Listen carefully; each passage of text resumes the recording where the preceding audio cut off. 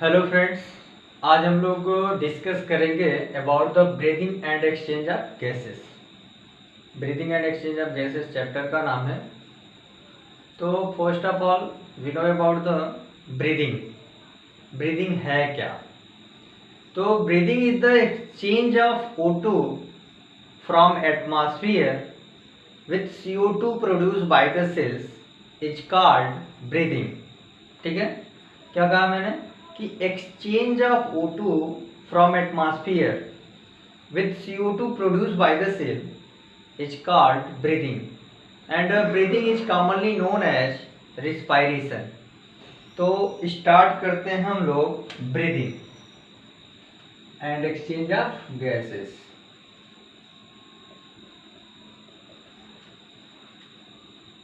And exchange of gases. ठीक है, ये चैप्टर का नाम है। ब्रीदिंग क्या होता है? मैंने आपको बताया कि the exchange of oxygen O2 from atmosphere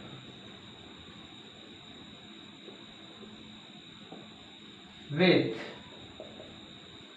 CO2 produced by the cell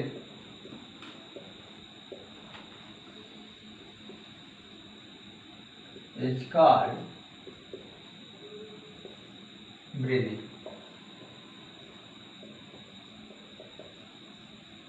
इसी को कॉमनली क्या बोलते हैं? Known as respiration.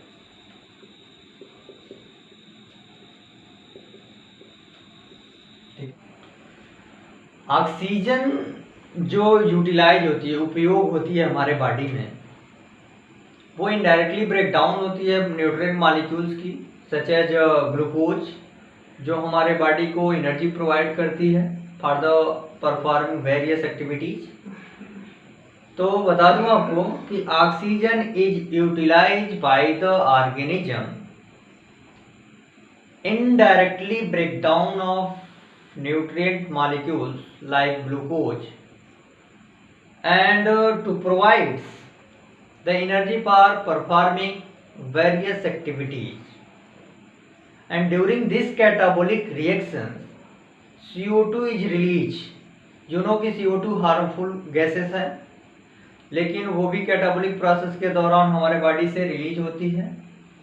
तो oxygen has to be continuously provided to the cells and CO2 produced by the cells is result क्या होता है? वो रिजल्टेंट जो होती है रिलीज आउट होती है बॉडी से। ठीक है, तो ऑक्सीजन जो होती है वो यूटिलाइज होती है by the organisms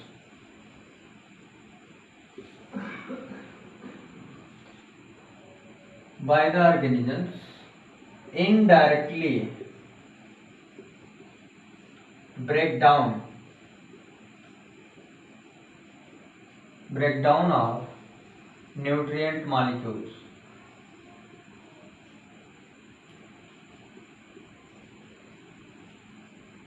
to provide energy for performing various activities. Okay, और during this catabolic process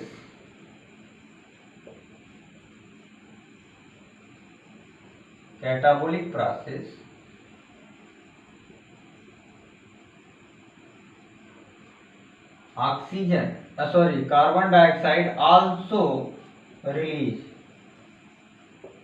you know all की जो कार्बन डाइऑक्साइड है वो हार्मफुल होती है बॉडी के लिए, फॉर बॉडी। ठीक है, तो ऑक्सीजन जो यूटिलाइज होती है ऑर्गेनिज्म में वो इनडायरेक्टली ब्रेक डाउन होती है न्यूट्रिएंट मॉलिक्यूल को, और टू डिराइव या provide energy for the performing various activities. और during this catabolic process CO2 also release, और CO2 जो होती है हार्मफुल होती है बॉडी के लिए, ये आपको पता होगा। Oxygen continuously provide to the cells and CO2 produced by the cells is released out, और इसी एक्सचेंज को हम लोग ब्रीदिंग बोलते हैं। और breathing is commonly known as what? Respiration. आपको बता दूं ये जो ब्रीदिंग है इन्वॉल्व होती है 2 स्टेप्स में, इन्वॉल्व्स 2 स्टेप्स। फर्स्ट जो है inspiration and second one is the expiration. ठीक है, इंस्पायरेशन एंड एक्सपायरेशन 2 स्टेप्स हैं। इन केस ऑफ इंस्पायरेशन मतलब कि एटमॉस्फेरिक एयर जो होती है वो ड्रेन होती है इन, मतलब कि एटमॉस्फेरिक एयर अंदर आती है, उसको हम इंस्पायरेशन बोलते हैं। और in case of expiration alveolar air जो होती है वो रिलीज आउट होती है, वो बाहर की जाती है। ठीक है, तो in case of inspiration atmospheric air is drain in, बता दो।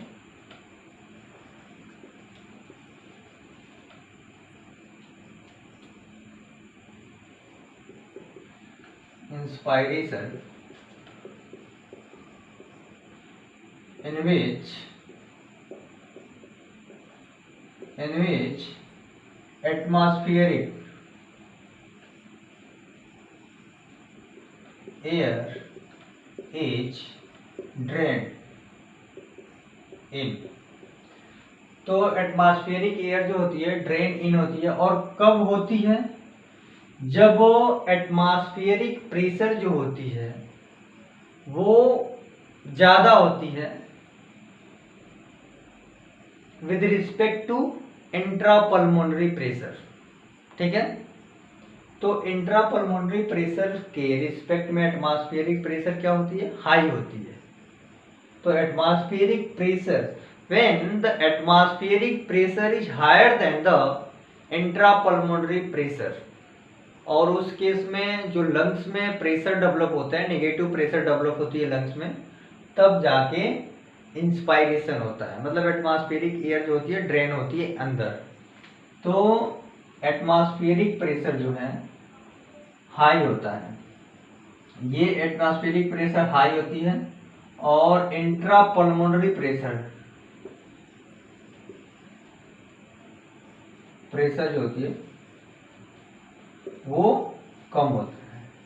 और इस केस में नेगेटिव प्रेशर क्रिएट होता है, प्रेशर इन लंग। ठीक है, तो atmospheric pressure higher than the intrapulmonary pressure, then negative pressure is created in the lungs, और इस केस में इंस्पायरेशन होती है। और एक्सपायरेशन में एटमॉस्फेरिक प्रेशर जो होती है वो लो होती है, प्रेशर जो होती है वो लो होती है, और इंट्रापल्मोनरी प्रेशर जो होती है वो हाई होती है। ठीक है, और तब जाके यहाँ पे एक्सपायरेशन होती है। एल्व्यूलर जो एयर होती है वो रिलीज होती है फ्रॉम बॉडी। ठीक है, तो एक्सपायरेशन में atmospheric pressure lesser than the intrapulmonary pressure, then alveolar air is release. ठीक है, ये हो गया आपका ब्रीदिंग। मैंने बताया कि breathing is commonly known as what? Respiration.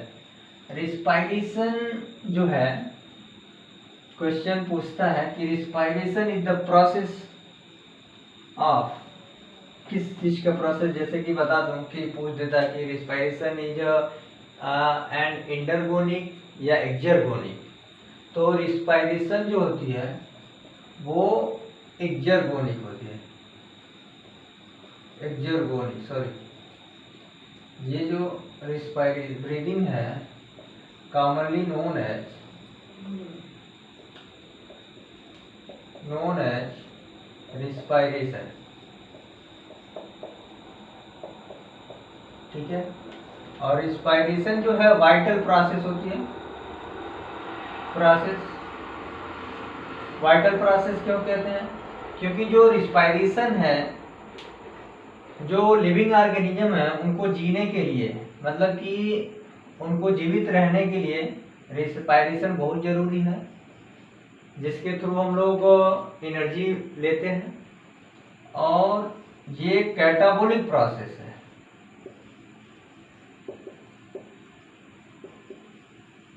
Catabolic जो है मतलब ब्रेकडाउन होती है।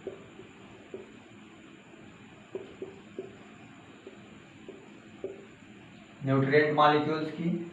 और एक्सोथर्मिक मतलब हीट रिलीज करती है, ठीक। और ये एक्सर्गोनिक होती है। एक्सर्गोनिक मतलब एनर्जी रिलीज होती है, ठीक। तो रिस्पायरेशन जो है वाइटल प्रोसेस है, ये बायोलॉजिकल प्रोसेस है।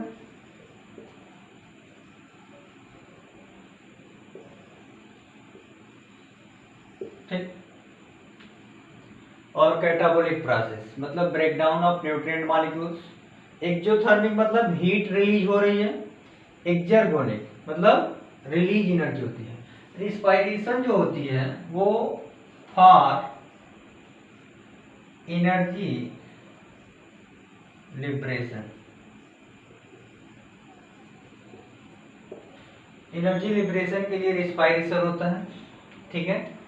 जो रिस्पायरेशन है वो मेनली 5 स्टेप्स में इन्वॉल्व होती है। Respiration involves in following step. Respiration involve in following steps. तो रिस्पिरेशन जो है वो फॉलोइंग स्टेप्स में इन्वॉल्व है।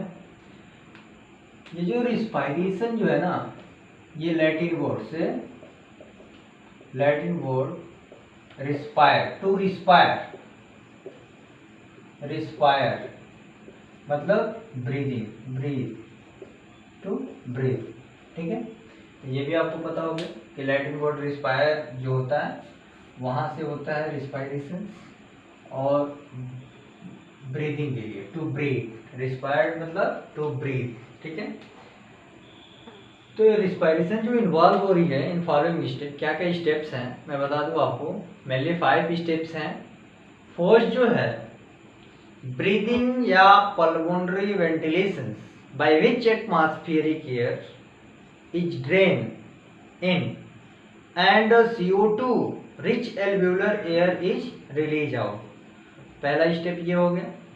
सेकेंड स्टेप जो है वो है diffusion of gases across the एल्वेओलर membrane. Okay, gases का डिफ्यूजन हो रहा है एल्वेओलर वॉल जो है मेम्ब्रेन है उसके across. Third one is the है transport of gases by the bloods. तो ब्लड के द्वारा क्या क्या गैसेस ट्रांसपोर्ट हो रहे हैं वो हो गया। और फोर्थ जो है diffusion of gases mainly CO2 and oxygen between the blood and tissue. Blood और टिश्यू के बीच में गैसेस का डिफ्यूजन। और 5 is the utilisation of oxygen by the cells for catabolic reactions and resultant is release out. इसी को हम बोलते हैं सेलुलर रिस्पायरेशन, मतलब कि उसमें ऑक्सीडेशन होती है और एनर्जी मतलब प्रोवाइड होती है। तो फिफ्थ स्टेप जो है utilization of oxygen by the cell for performing catabolic reactions and resultant is released out. Okay, तो एक एक स्टेप आपको मेंशन करके बता दे रहा हूँ. फर्स्ट जो है ब्रीदिंग या pulmonary ventilation.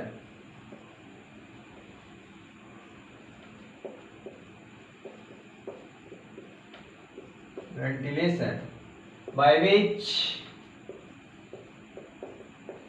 atmospheric air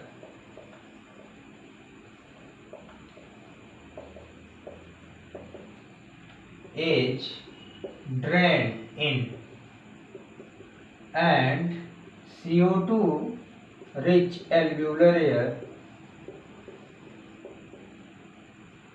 air is released out. ठीक है. सेकेंड क्या है? Diffusion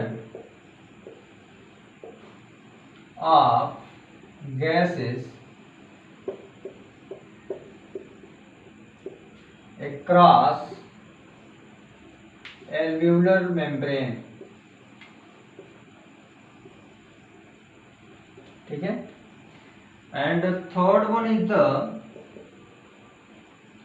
transport of gases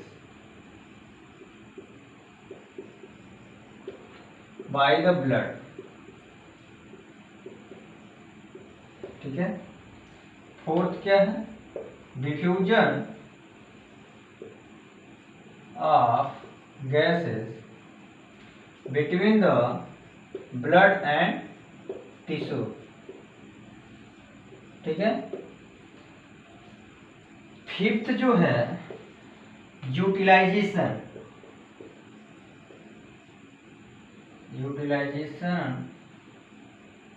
of oxygen by the sales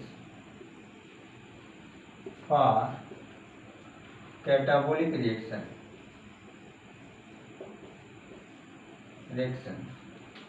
and resultant is release out. ठीक है.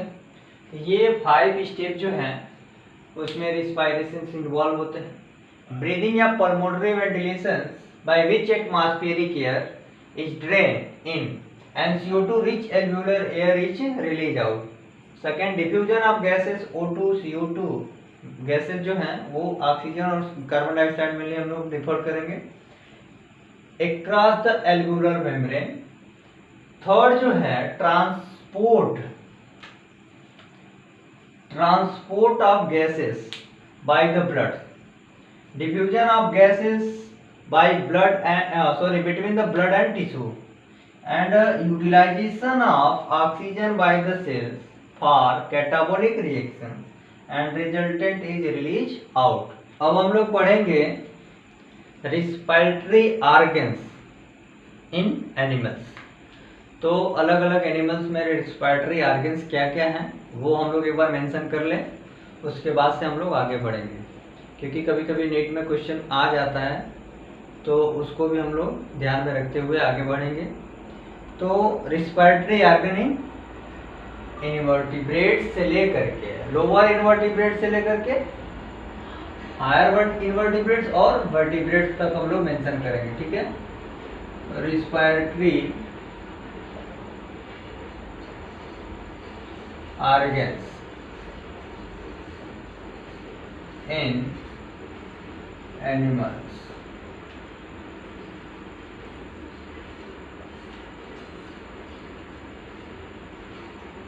फर्स्ट जो हम लोग स्टार्ट करते हैं इनवर्टिब्रेट से हम लोग स्टार्ट करेंगे, मतलब नॉन कार्डेड से. तो फर्स्ट जो है स्पंजेज, पोरिफेरा जो फाइलम है उसको हम स्पंजेज भी बोलते हैं. स्पंजेज and सिलेंड्रेट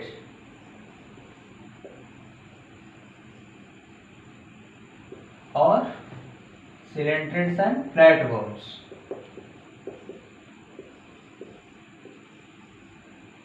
sponge, coelenterates and flatworms में क्या होते हैं? Respiratory organs through the body surface, through the general body surface, body surface, ठीक है। स्पंज, सिलेंट्रेट्स, फ्लैटवर्म्स में रेस्पिरेशन किसके थ्रू होती है? जनरल बॉडी सरफेस के थ्रू होती है, ठीक है। दूसरा हम लोग मेंशन कर दें, अर्थवर्म्स एंड फ्रॉग्स। अर्थवर्म्स और फ्रॉग्स में रेस्पिरेटरी ऑर्गन्स क्या होते हैं? मॉइस्ट क्यूटिकल्स,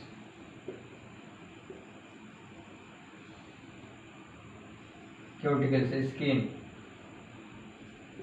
ठीक है। तो अर्थवर्म्स और फ्रॉग्स में मॉइस्ट क्यूटिकल से मतलब स्किन से रिस्पायरेशन होता है। और जो ट्रैकियल सिस्टम जो रिस्पिरेशन के लिए होता है वो मेनली टेरेस्ट्रियल आर्थ्रोपोड्स में होते हैं। इंसेक्टा है, क्लास इंसेक्टा, उसमें ट्रैकियल ट्यूब्स पाई जाती हैं फॉर द रिस्पायरेशन। थर्ड जो है ट्रैकियल ट्यूब,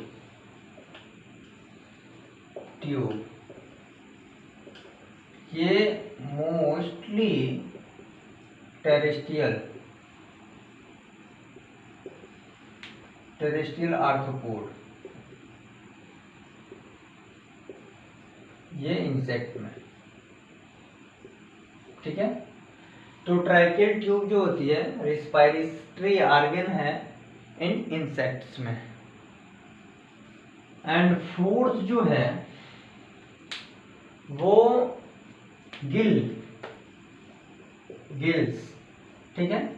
ये जो है एक्वाटिक एम्फीबियंस में पाए जाती हैं, मोलस्कन्स में पाए जाते हैं और आर्थ्रोपोड्स में पाए जाते हैं, ठीक है।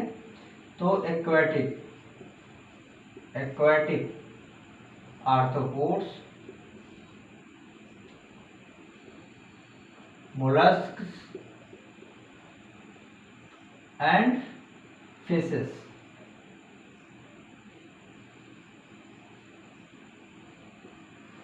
गिल्स पाई जाती है। गिल्स जो होती है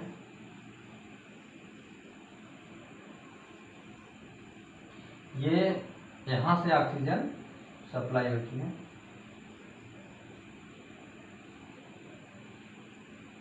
ये जो है गिल लैमिना है, लैमिना, ठीक है। तो ये गिल जो सिस्टम है रेस्पिरेटरी ऑर्गन्स वो एक्वाटिक आर्थ्रोपोड्स, मोलस्कन्स एंड फिशेस में पाई जाती है। जो बॉडी सरफेस जो होता है ना, बॉडी सरफेस हम लोगों ने पढ़ा सिलेंट्रेट्स में, स्पंजेस में, तो बॉडी सरफेस से होती है, ठीक है। अब हम लोग पढ़ेंगे लंग्स जो होती है रेस्पिरेटरी ऑर्गन्स है in reptiles, birds and mammals. तो हम लोग डिस्कस करेंगे लंग्स को, आगे चल के डिटेल जाएंगे, लेकिन यहाँ पे हम लोग बस कंपैरेटिव पढ़ रहे हैं कि क्या क्या ऑर्गन पाए जाती हैं रेस्पिरेटरी, क्या क्या ऑर्गन है इन वर्टिब्रेट्स में और इनवर्टिब्रेट्स में, ठीक है। तो फोर्थ जो है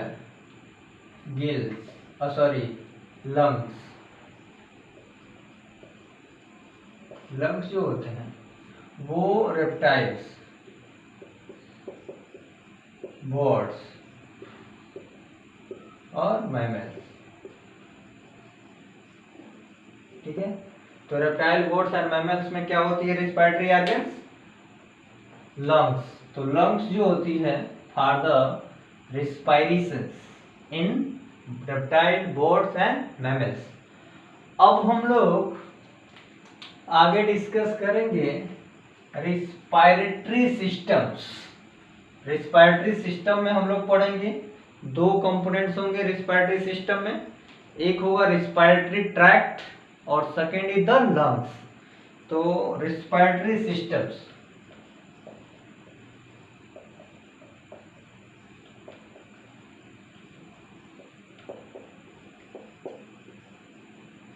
respiratory system.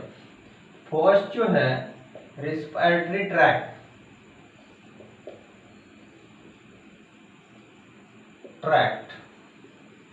And second one is the lung. ठीक है, तो हम लोग लंग्स को आगे डिस्कस करेंगे। पहले रिस्पायरेटरी ट्रैक्ट्स क्या होती है उसको हम जानेंगे। तो रिस्पायरेटरी ट्रैक्ट जो होती है ये एक पैसेज है जिसके थ्रू ऑक्सीजन एंटर करता है किसमें, लंग्स में। तो respiratory tract is the passage by which air inter into the lungs. ठीक है, तो द पैसेज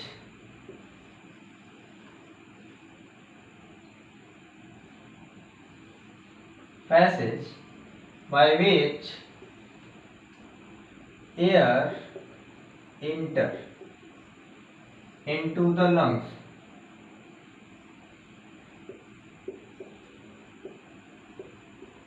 ठीक है, तो respiratory tract is the passage by which air inter into the lungs. ठीक है, रेस्पिरेटरी ट्रैक्ट किस, तो रेस्पिरेटरी ट्रैक्ट जो है उसमें कई पार्ट्स होते हैं।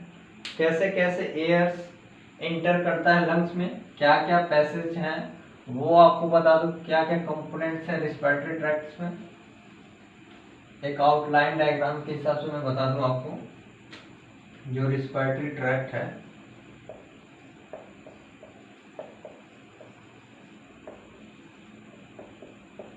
ठीक है, एक्सटर्नल नॉस्ट्रिल,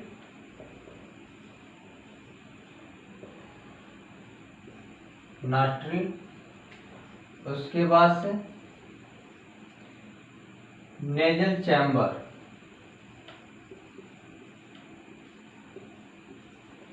नेजल चैम्बर से इंटरनल लेयर। ठीक, इंटरनल लेयर से नेजोफेरिंक्स,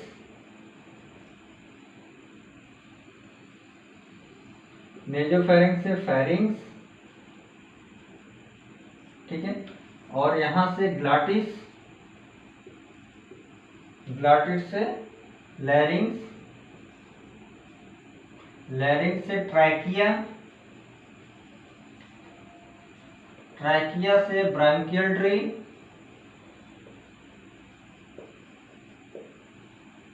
उसके बाद से रिस्पिरेटरी ट्री।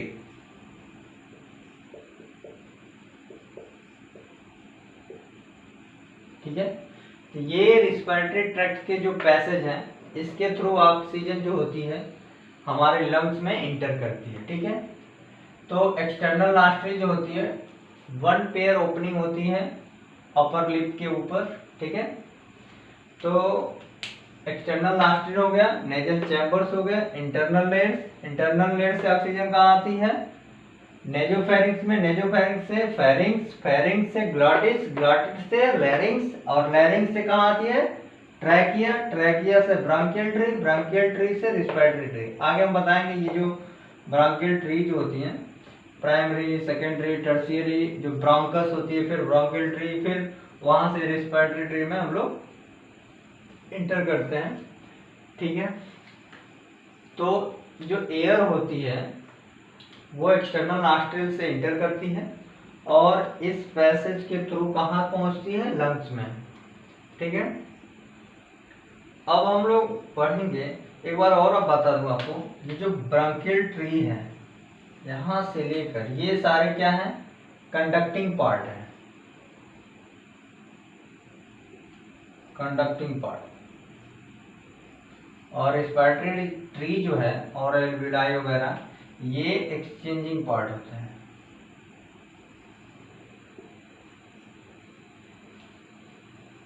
रेस्पिरेटरी ट्रैक्ट के। ठीक है, तो एक्सटर्नल नॉस्ट्रिल से रेस्पिरेटरी ट्री से होते हुए लंग्स में एयर इंटर करती है। एक्सटर्नल नॉस्ट्रिल से ब्रोंकियल ट्री जो होती है यहाँ तक के जो पार्ट होते हैं कंडक्टिंग पार्ट होते हैं, मतलब कि एयर को कंडक्ट करके लाते हैं, और यहाँ पे जाके जो रेस्पिरेटरी ट्री होती है वहाँ से एल्वियोलाई में जाती है। एल्वियोलाई जो होती है वहाँ से एक्सचेंज होती है, गैसेस का एक्सचेंज होती है, एयर वहाँ पे एक्सचेंज होती है। ठीक है, अब हम आपको एक डायग्राम बना के आपको समझा दें ये जो पार्ट जो आपको दिखाया हूँ रिस्पायरेटरी ट्रैक्ट के कहाँ कहाँ पाए जाते हैं, ये आपको डायग्राम में क्लियर विजिबल होगा, आपको अच्छी तरह से समझ भी आएगा कि कहाँ कहाँ से एयर इंटर कर रहे हैं। आपको डायग्राम बना के हम डायग्राम से समझा दूँ कि रिस्पायरेटरी ट्रैक्ट्स के थ्रू कैसे कैसे ऑक्सीजन इंटर करता है लंग्स में, ठीक है।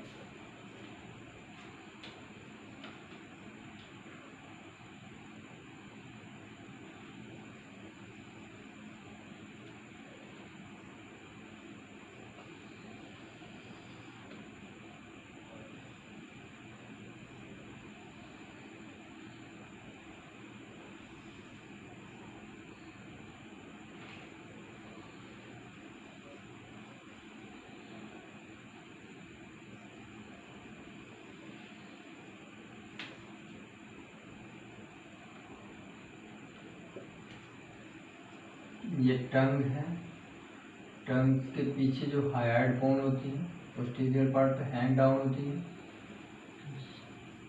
ये आपका हो गया ग्लॉटिस, लैरिंग्स हो गया, लैरिंग्स को ही हम वोकल बॉक्स बोलते हैं, साउंड बॉक्स जो फोनेशन का काम करता है, ठीक है।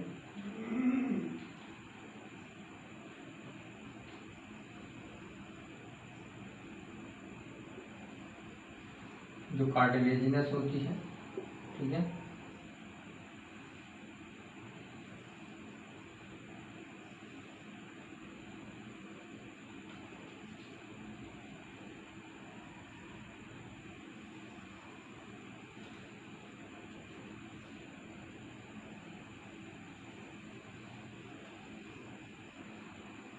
ये है आपका लंग्स,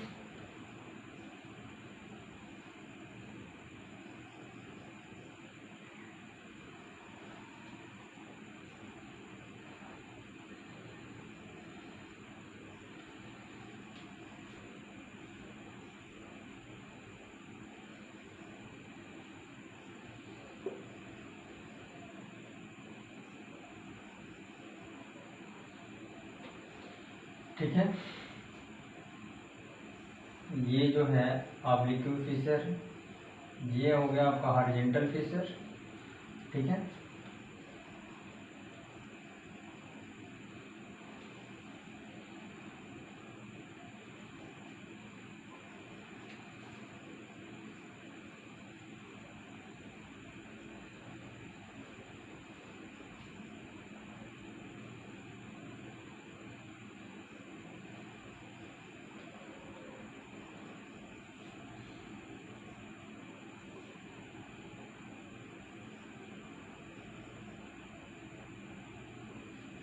ये हो गया आपका स्ट्रक्चर, और हम लोग मेंशन कर देते हैं। ये जो है एक्सटर्नल नॉस्ट्रिल है,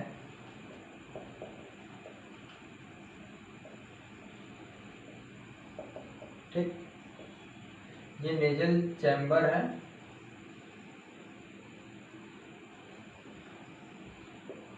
और यहीं पे, और ये नेजोफेरिंक्स है।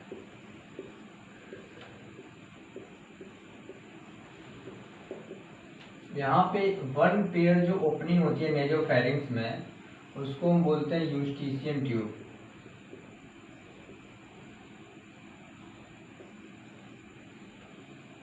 आपको डाइजेस्टिव सिस्टम में बताया होगा कि ये जो यूस्टीशियन ट्यूब है वो कनेक्टेड होती है मिडिल ईयर से, और खुलती है कहाँ पे, नेजोफेरिंक्स में, ठीक है। ये हो गया आपका एपिग्लॉटिस, ठीक है। और ये लैरिंग्स, ठीक है। नेजोफेरिंक्स हो गया, ये ओरोफेरिंक्स हो गया, ठीक है। ओरोफेरिंक्स, ओइसोफेगस, ठीक है। ये हो गया आपका ट्रैकिया, ट्रैकिया में जो कार्टिलेजिनस सी शेप स्ट्रक्चर होती है, जो डार्सली इनकम्प्लीट होती है due to the presence of oesophagus. आगे हम आपको डिस्कस करेंगे, उसमें हम लोग इंटरनली बताएंगे जब हम ह्यूमन लंग्स के बारे में हम लोग पढ़ेंगे। अभी नॉर्मली हम एक पैसेज बता रहा हूँ कि कैसे कैसे एयर इंटर करता है लंग्स में, वो आपको बताने के लिए मैं डायग्राम बनाया। आगे हम लोग जब डिटेल पढ़ेंगे तो ट्रैकिया के बारे में बताऊंगा कि जो 16 से 20 सेंटीमीटर की होती है और सी शेप्ड, वेंट्रली तो कंप्लीट दिखती है लेकिन डार्सली वो इनकम्प्लीट होती है due to the presence of क्या, ओइसोफेगस। आगे मैं बताऊंगा आपको।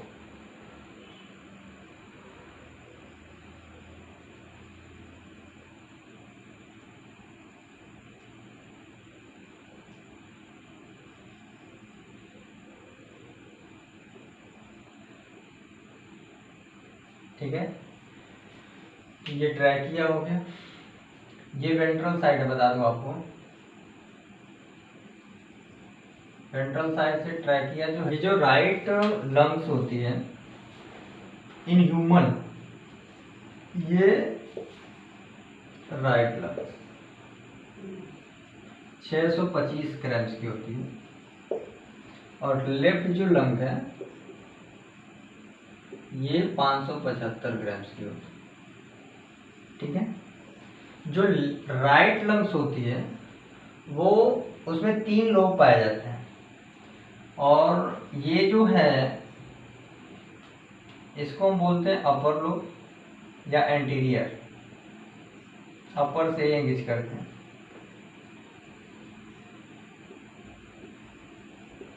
ये आपका मिडिल लोब हो गया,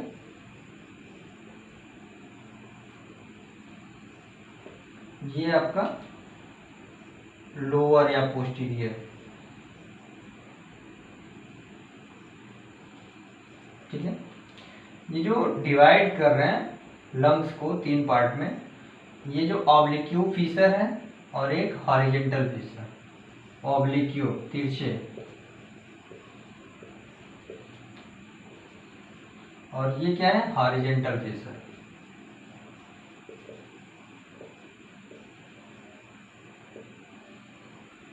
ठीक है, और ये जो आगे जो ट्रैकिया है, ट्रैकिया आगे जाके ब्रंकस या ब्रंकस से ब्रंकियोल्स में जाती है, ब्रंकियोल ट्री, ब्रंकियल ट्री होती है, उसमें डिवाइड होती है। फिर जाके ब्रंकियल ट्री जो है आगे जाके रिस्पिरेटरी ट्री में, और रिस्पिरेटरी ट्री के बाद से क्या होता है, जो रेस्पिरेटरी जो ब्रंक्यूल्स होती हैं उसके बाद से एल्वेओलाई, एल्वेओलाई से एक्सचेंज होती है गैस। और यहाँ पे ये जो अपर हो गया, अपर या इंटीरियर बोलते हैं, अपर लोब, 2 लोब्स होते हैं लेफ्ट लंग्स में और इसमें केवल ऑब्लिक्यू फीसर पाई जाती है। ये थोड़ा सा डिफरेंस है लंग्स में दोनों। ठीक है, तो ये हो गया आपका स्ट्रक्चर्स जिसमें आपको पता चलेगा कि एयर कहाँ से इंटर कर रही है और लंग्स में किस पैसेज के थ्रू आ रही है। ठीक है, तो एक्सटर्नल जो नॉस्ट्रिल है उसके थ्रू एयर आ रही है। ठीक है, एक्सटर्नल नॉस्ट्रिल के थ्रू यहाँ से एयर इंटर कर रही है। ठीक है, नेजल चैम्बर में आया, नेजल चैम्बर से नेजोफेरिंक्स, नेजोफेरिंक्स से ओरोफेरिंक्स से होते हुए यहाँ पे कहाँ आया, फेरिंग्स हुआ, नेजो लैरिंजियो एंड ओरोफेरिंक्स को ही हम मिला करके क्या बोलते हैं, फेरिंक्स। तो pharynx is a path of air and food both, दोनों का पाथ है जहां से फूड और एयर पास करते हैं। ठीक है, तो नेजल चैम्बर हो गया, नेजोफेरिंक्स, ओरोफेरिंक्स, उसके बाद से यहाँ पे एपिग्लॉटिस होती है जो कवर की होती है लैरिंग्स को, उसके थ्रू लैरिंग्स में आती है, लैरिंग्स से ट्रैकिया, लैरिंग जो होती है साउंड बॉक्स होती है, साउंड बॉक्स बोलते हैं या वोकल बॉक्स बोलते हैं। ठीक है, और in case of birds, birds में सायरिंग्स होते हैं जो साउंड को प्रोड्यूस करते हैं फोनेशन के लिए। ठीक है, और लैरिंग्स में भी 2 पार्ट होते हैं, आगे हम लोग एक एक जब करके डिस्कस करेंगे तो आगे हम बताऊंगा। ठीक, और यहाँ से इंटर करती है एयर, आती है ब्रांकियोल्स में, ब्रांकियोल से रेस्पिरेटरी ट्री से, रेस्पिरेटरी ट्री से कहाँ आती है? लंग्स में फाइनली। तो ये पैसेज है एयर का, जो एक्सटर्नल नॉस्ट्रिल से कहाँ आ रही है? एयर लंग्स में। तो ये हो गया आपका स्ट्रक्चर्स, जिसमें आपको क्लियर हो जाना चाहिए कि एयर किस पैसेज के थ्रू लंग्स में इंटर कर रहा है। ठीक है, तो फाइनली ये आप लोग को समझ में आ गया कि इंटर कहाँ से कर रहा है एयर और कहाँ तक पहुंच रहा है। तो इंटर करता है air through the nostril, external nostril, जो वन पेयर पाई जाती है कहाँ पाई जाती है? अपर लिप के ऊपर, just upper two the upper lip. Okay, और वहां से नेजल चैम्बर, नेजल चैम्बर से कहाँ आती है? इंटरनल नेर्स में, इंटरनल नेर से कहाँ आती है? नेजोफेरिंक्स, नेजोफेरिंक्स से कहाँ आती है? फेरिंक्स में, और उसका फेरिंक्स से आएगी, वहां से आएगा तो एपिग्लॉटिड्स में, एपिग्लॉटिड से लैरिंक्स, लैरिंक्स से ट्रैकिया, ये है आपका ट्रैकिया, ट्रैकिया से कहाँ आएगी? ब्रांकियल ट्री में, ब्रांकियल ट्री से रेस्पिरेटरी ट्री। ठीक है, तो ये हो गया आपका पैसेज जिसके through air inter into the lungs. ठीक है, तो उसी को हम लोग बोलते हैं रेस्पिरेटरी ट्रैक्ट। तो respiratory tract is the passage by which air is enter into the lungs. Okay, तो वो एक पैसेज हो गया। अब हम लोग डिस्कस करेंगे लंग्स, जो रेस्पिरेटरी सिस्टम के सेकेंड जो पार्ट है। पहला तो रेस्पिरेटरी ट्रैक्ट हम लोगों ने समझ गया, अब हम लोग पढ़ेंगे लंग्स के बारे में। और जब हम लंग्स का स्ट्रक्चर बनाएंगे उसी दौरान हम आपको समझाएंगे कि ये लैरिंग्स के क्या पार्ट्स है। कार्टिलेजिनस है लैरिंग्स, इसमें भी 6 तरह के कार्टिलेज होती हैं, आपको आगे बताऊंगा, और उसके एक स्ट्रक्चर बना के बताऊंगा आपको। ये सारी चीज़ें हम लोग आगे डिस्कस करेंगे।